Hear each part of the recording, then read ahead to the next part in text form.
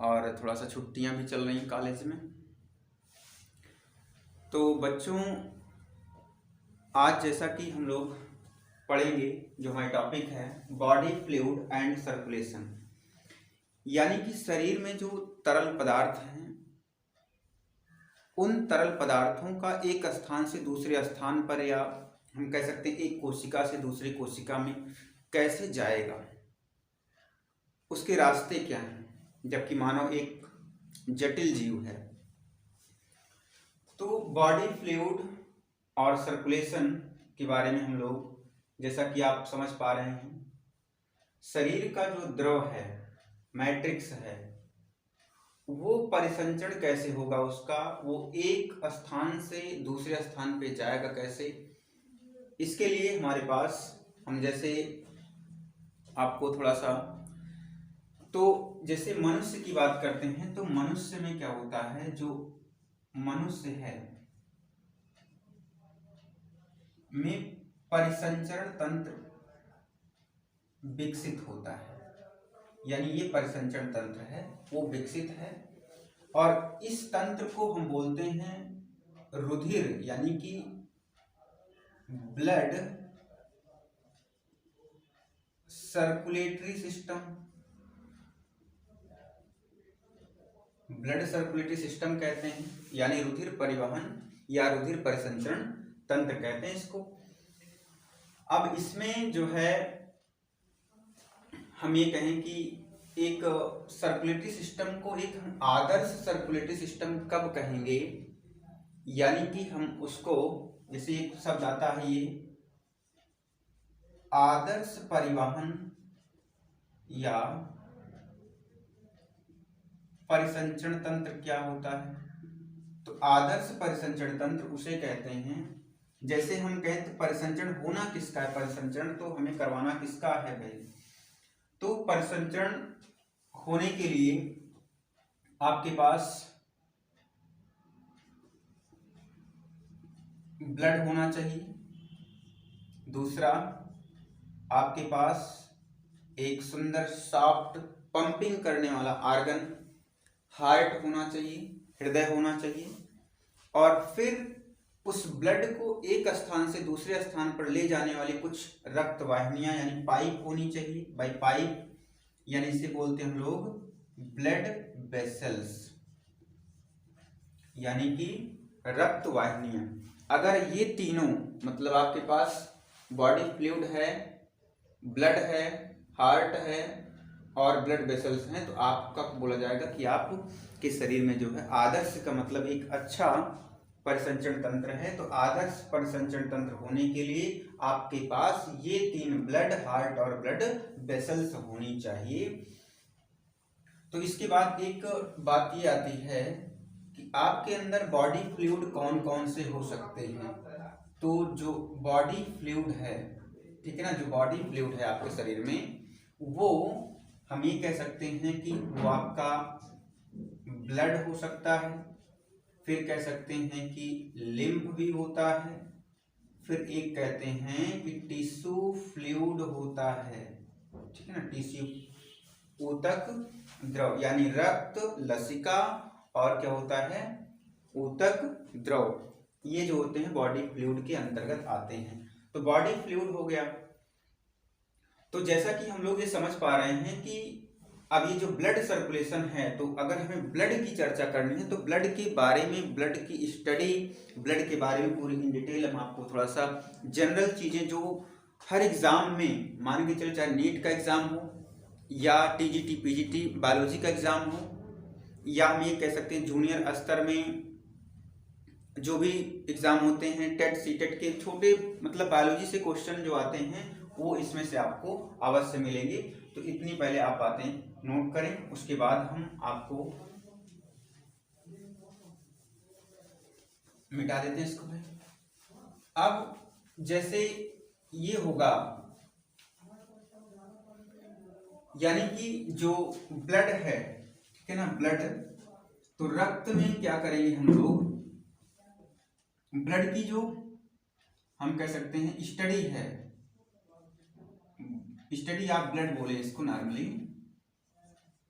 तो study of blood यानी रुधिर के अध्ययन को क्या कहते हैं भाई? हिमेटोलॉजी। हिमेटोलॉजी, इसको याद रखना सबसे जरूरी बात है। हिमेटोलॉजी किसे कहते हैं? और रुधिर के अध्ययन को हिमेटोलॉजी कहते हैं। अब ये बात आती है कि जो हिमेटोलॉजी है, अगर हम लोग एक बात और बता देते हैं, जैसे ब्लड की जो डिस्कवरी के बारे में अगर बात करें तो ब्लड की जो डिस्कवरी है उसमें एक्चुअल डिस्कवरर कोई है नहीं। जैसे किसी ने कहा कि ये भाई ब्लड है, ये ब्लड का नाम दिया, तो ऐसे नहीं। ब्लड सर्कुलेटरी सिस्टम के डिस्कवरर है। जैसे नॉर्मल हम ये कह सकते हैं कि ब्लड के जो डिस्कवरर अगर माना जाए तो हम ये कह सकते हैं कि विलियम हार्वे को, ठीक है ना, विलियम हार्वे को। और यही विलियम हार्वे ने क्या किया था? ब्लड का सर्कुलेटरी सिस्टम बताया था। सर्कुलेटरी सिस्टम किसने बताया था? विलियम हार्वे ने ही। और ब्लड ग्रुप के बारे में किसने बताया? थोड़ा सा आप जान लें ब्लड ग्रुप के बारे में, तो ये बताए थे कार्ल लैंड स्टीनर। ठीक है, ब्लड ग्रुप के बारे में। और ब्लड ग्रुप एबीओ के बारे में किसने बताया? तो जो आपका ब्लड ग्रुप एबीओ है, इसको बताए थे बर्नस्टीन। ठीक है ना, बर्नस्टीन बताए थे इसको। यानी ये तीन बातें आपको ध्यान रखनी है। कौन कौन सी है? ब्लड डिस्कवरर या ब्लड सर्कुलेटरी सिस्टम परिसंचरण तंत्र किसने बताया भाई? तो विलियम हार्वे। और ब्लड ग्रुप कार्ल स्टीनर। और ब्लड ग्रुप एबीओ के बारे में बर्नस्टीन ने बताया था 1924 और 25 में, अगर ये बात ध्यान दी जाए तो बाकी अब इसके बाद की जो टॉपिक है हम उसमें चलेंगे। तो इसके बाद यहाँ पे ये हो गई हिमेटोलॉजी, किसे बोला गया?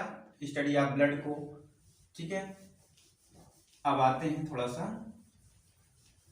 ब्लड आपके शरीर में बनता कहाँ है, निर्माण कहाँ पर होता है, ये जान लें। तो ब्लड जो होता है, तो पहले तो ब्लड जानी है क्या? ब्लड क्या है? ब्लड हम ये कह सकते हैं एक तरल संयोजी ऊतक है। संयोजी ऊतक है ब्लड, क्या है? एक तरल संयोजी ऊतक है। अब इस ऊतक यानी कनेक्टिव टिश्यू फ्लूइड है, क्योंकि ये जोड़ने का काम करता है ना, इसलिए इसको कनेक्टिव टिश्यू फ्लूइड कहा जाता है। तो ब्लड की वर्जिन की बात करें, ब्लड की वर्जिन यानी रक्त की उत्पत्ति किस लेयर से होती है? जैसे हम लोग कहते हैं मनुष्य क्या है? मनुष्य ट्रिप्लोब्लास्टिक है, यानी एक्टोडर्म, मेसोडर्म और एंडोडर्म। तो जो कनेक्टिव टिश्यू होता है वो आपके मेसोडर्म से, यानी कि जो ब्लड की वर्जिन है वो मेसोडर्मल है। इसको याद रखना। रुधिर की जो उत्पत्ति है वो किस लेयर से होती है? मध्य त्वचा से होती है, यानी कि मेसोडर्म से होती है। फिर ये बात आती है कि ब्लड का निर्माण कहाँ होता है, फॉर्मेशन कहाँ होता है? Blood formation. तो अब हम ये कहते हैं कि जब आपके शरीर में बोन्स नहीं बनी होती हैं, यानी कि हम कहते हैं एम्ब्रियोनिक स्टेज में, भ्रूणावस्था में, एम्ब्रियोनिक स्टेज में क्या होता है? एम्ब्रियोनिक स्टेज में जो ब्लड फॉर्म होता है वो कहाँ पर होता है भाई? यॉर्क सैक में। ठीक है ना, यॉर्क सैक, जैसे भाई भ्रूण होता है उसमें ये, तो यहाँ पर ब्लड का फॉर्मेशन होता है। यानी कि जब आप एम्ब्रियोनिक स्टेज में होते हैं, भ्रूणावस्था में, तब ब्लड कहाँ बनेगा भाई? यॉर्क सैक में बनेगा। उसके बाद जब यॉर्क सैक के बाद फिर भी बोन नहीं बनी है, तब आप कहाँ बताएंगे भाई? लीवर में बताएंगे कि लीवर में ब्लड बनता है। ठीक है ना, लीवर देखिए कितना अच्छा काम करता है, मतलब एक जैसे कहते हैं हृदय आपका कंटिन्यू चलता रहता है, उसी तरह से आपका जो लीवर है वो भी कंटिन्यू बहुत अच्छे से, बहुत सारे फंक्शन होते हैं इस लीवर के, क्या क्या काम कर जाए। कुछ खबर है, बहुत खबर भी है, नहीं है तो खबर कराई जाएगी, आपको खबर दी जाएगी कि लीवर का फंक्शन क्या है, क्योंकि नेक्स्ट चैप्टर आएगा वो हमारे डाइजेशन से ही आएगा, तो डाइजेशन में ये पार्टिसिपेट करेगा। इसके बाद एक मनुष्य के बारे में जब बात करेंगे हम लोग, तो उसके ब्लड की जो चर्चा है, ये इतनी बातें। तो एक हम ये कहें कि एडल्ट, यानी कि जब हम कहते हैं एडल्ट ह्यूमन में ब्लड का फॉर्मेशन कहाँ होगा, तो हम ये कहेंगे कि लॉन्ग बोन, और इस लॉन्ग बोन का क्या, बोन मैरो। पहले यहां तक आप इसको अच्छे से नोट कर लें, उसके बाद हम लोग आगे देखते हैं क्या होता है। तो जैसे एडल्ट स्टेज में क्या होगा, भ्रूणावस्था में तो हो गई भाई। एडल्ट स्टेज में क्या होगा, जो एडल्ट स्टेज में, यानी हम ये कह सकते हैं जब बोन शरीर में बन जाए, यानी हड्डी का निर्माण हो जाए, हड्डियां बन जाती हैं, तब उस समय क्या होगा, तब जो शरीर की लॉन्ग बोन होती हैं, लंबी हड्डियां होती हैं, उनके बोन मैरो में बनता है। ठीक है ना, बोन मैरो यानी अस्थि मज्जा में ब्लड का फॉर्मेशन होता है। जैसे हम ये कहते हैं कि ये भाई कोई हड्डी है ऐसे, तो इसके अंदर ये जो है ये आपकी बोन मैरो है। तो बोन मैरो के अपेक्स पर, यानी इस वाले सिरे पर क्या बनता है, ब्लड। और ब्लड का कौन सा पार्ट बनता है, आरबीसी बनता है। जबकि जो बीच वाला पार्ट है, ये वाला जो पार्ट है बीच का, यहाँ पर हम कहते हैं डब्ल्यूबीसी, और प्लेटलेट्स का फॉर्मेशन होता है। यानी कि जो लॉन्ग बोन है, लॉन्ग बोन का बोन मैरो यानी अस्थि मज्जा के शिखर पार्ट पर क्या बनता है, आरबीसी का निर्माण होता है। जबकि उसके बीच वाले पार्ट में डब्ल्यूबीसी और प्लेटलेट्स का फॉर्मेशन होता है। ठीक है, इतनी बातें आपको अच्छे से याद हो जानी चाहिए। इसके बाद अगर हम देखें थोड़ा से अगले टॉपिक के बारे में, तो ये बातें आपको, इसको इरेज करते हैं भाई, मिटाते हैं इसको। फिर देन जो टॉपिक है हमारी, अगला जो इम्पोर्टेंट फैक्ट है वो ये है कि जो ब्लड का, हम ये कहते हैं कि जो ब्लड का पीएच होता है, ब्लड का पीएच वो 7.4 होता है। इसको याद रखेंगे क्योंकि ये क्वेश्चन पूछ लिया जाता है कभी कभी, ब्लड का पीएच। और हम ये कह सकते हैं कि जो बॉडी में, हम ये कह सकते हैं कि बॉडी में जो है, शरीर में ब्लड की जो प्रतिशत मात्रा है, ब्लड की जो प्रतिशत मात्रा है वो 7 से 8% तक होती है। लेकिन एक स्वस्थ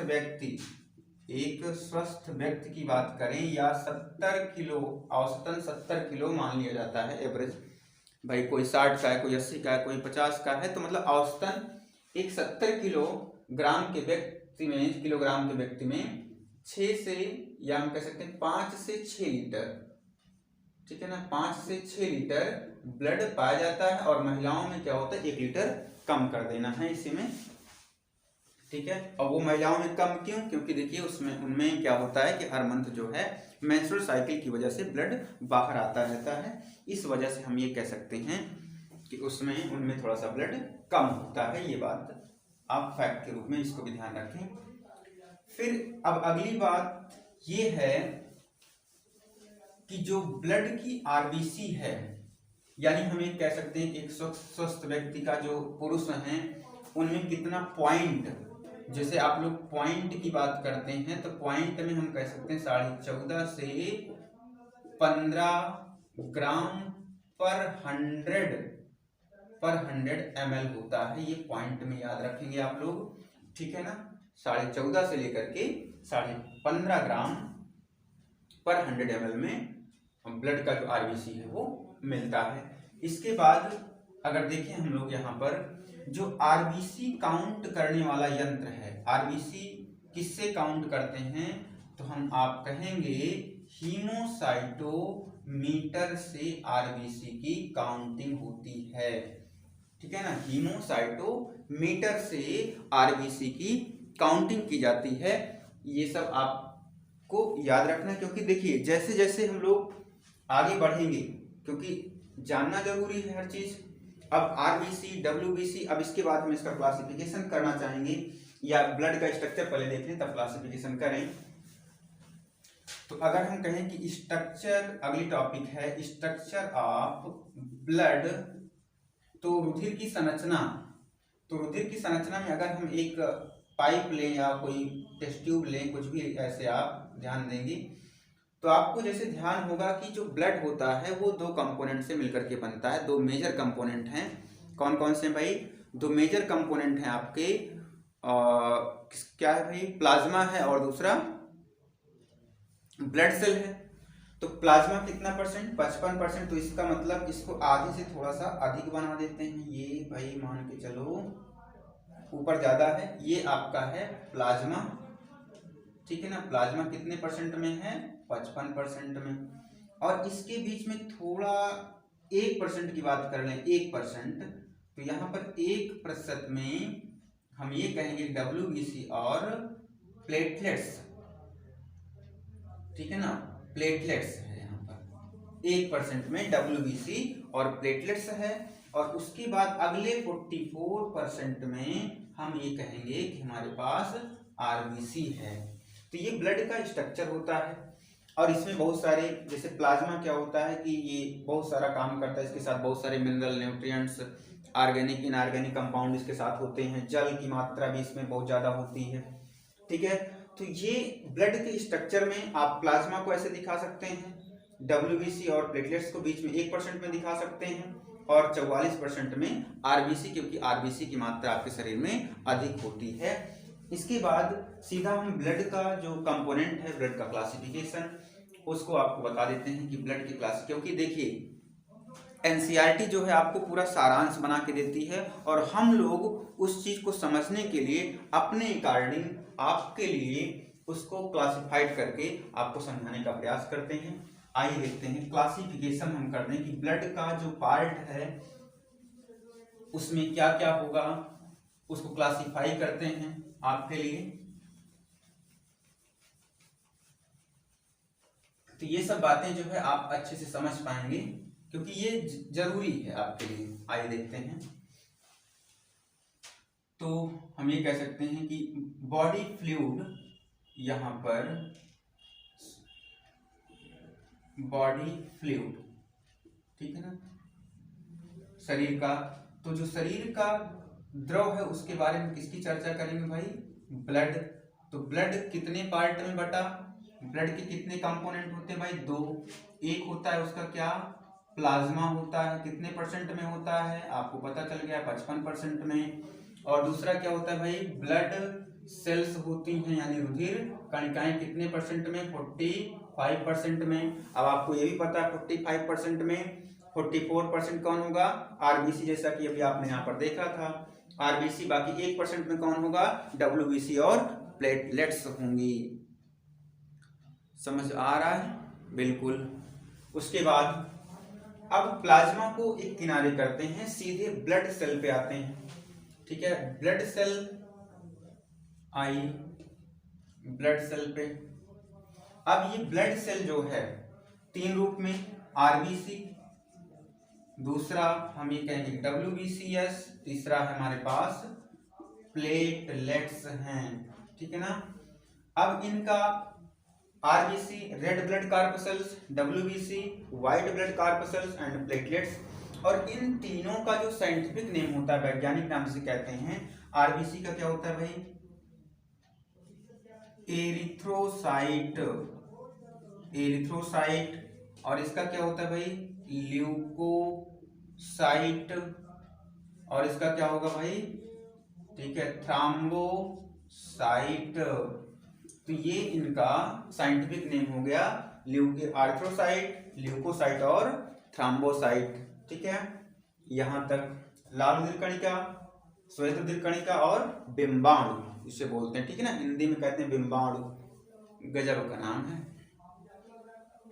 अब इनका जीवन काल देखते हैं। इनका जो लाइफ है, लाइफ स्पान जो है वो 120 से हम कह सकते हैं 127 दिन का। इनका हम ये कह सकते हैं 3 से 5 दिन का, और इनका कह सकते हैं 7 से 10 दिन का जीवन काल होता है। ठीक है, 10 दिन का जीवन काल। अब इसके बाद हम WBC को दो पार्ट में बांटना चाहेंगे। WBC का एक तो होता है ग्रेनुलोसाइट। अब ग्रेनुलोसाइट क्या होता है, यानी कि जो WBC का जो उसकी जो कणिका होती है, जो सेल होती हैं, उसमें क्या होता है, उसके कोशिका द्रव्य में छोटे छोटे कण पाए जाते हैं तो बोला जाता है ग्रेनुलोसाइट। अगर उसके कोशिका द्रव्य में छोटे छोटे कण नहीं पाए जाएंगे तो उसे बोला जाएगा कि वो एग्रेनुलोसाइट है। ठीक है, तो मतलब उस कणिका के आधार पर WBC को दो पार्ट में, तो एक को बोला गया ग्रेनुलोसाइट और दूसरे को कहा गया एग्रेनुलोसाइट। मतलब इसमें क्या है, ग्रेन्यूल एब्सेंट है। तो ये इसके कितने पार्ट हैं, किसमें भाई एब्सेंट होता है, तो वो एब्सेंट होता है आपके लिम्फोसाइट में। ठीक है, लिम्फोसाइट। और दूसरा जो होता है वो आपके इसमें पहला हो गया लिम्फोसाइट, दूसरा है मोनोसाइट में। ठीक है ना, मोनोसाइट में एक लिम्फोसाइट और दूसरा मोनोसाइट में ये होता है। इसके बाद यहाँ पर जो आपका ग्रेनुलोसाइट है, मतलब जिसमें क्या होता है, ग्रेन्यूल बना होता है, मतलब उसमें कणिका पाई जाती है, उसके बारे में देखेंगे हम लोग। उसमें क्या होता है, इओसिनोफिल्स होता है भाई, इओसिनोफिल्स। और दूसरा क्या होता है आपके पास, वैसोफिल्स। और तीसरा क्या है आपके पास, न्यूट्रोफिल्स। ठीक है ना, ये तीन। ठीक, आपको ये क्लासिफिकेशन ब्लड का आना चाहिए, क्योंकि अब हमें इसी के बारे में एक एक की स्टडी करनी होगी। ठीक है, तो अब थोड़ी सी हम यहाँ पर एक बात और आपको बता दें। जैसे ब्लड के दो पार्ट हैं, प्लाज्मा और ब्लड सेल। तो जो आपका ब्लड है वो उसमें तीन तरह की कणिकाएं होती हैं, RBC, WBC और प्लेटलेट्स। अब प्लेटलेट्स के जो RBC का वैज्ञानिक नाम हो क्या भाई, एरिथ्रोसाइट, और WBC का ल्यूकोसाइट, और प्लेटलेट्स का थ्रोम्बोसाइट होता है। फिर इनका जो लाइफ स्पान, इनका जीवन काल जो है वो 120 से 27 दिन, 103 से 5 दिन, 7 से 10 दिन। और आपके शरीर में ये बात आती है कि जब आपको कभी ब्लड चेक करवाने जाते हैं कौन सा ग्रुप है, उसमें टोटल संख्या लिखी होती है आपके शरीर में, कितनी RBC होनी चाहिए, कितना WBC होना चाहिए, कितना प्लेटलेट्स होना चाहिए। तो उस सब की पहले क्लासिफिकेशन आप इसको देख लें, तो उसकी काउंट टेबल हम आपको यहाँ पर देते हैं। हो गया भाई सबका, इसको आराम से देख लें, नोट कर लें। ठीक है, ओके एकदम। चलते हैं यहाँ पर आई तीनों की जो मात्रा है उसके बारे में नोट करते हैं हम लोग।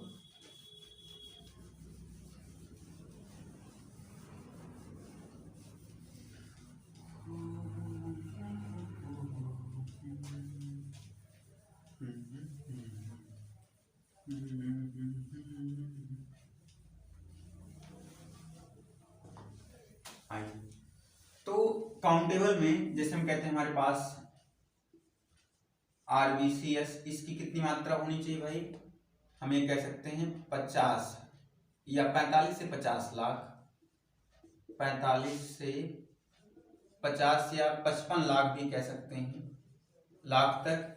और जो WBC की मात्रा है वो 5000 से लेकर के 9000 तक। और जो आपकी प्लेटलेट्स है,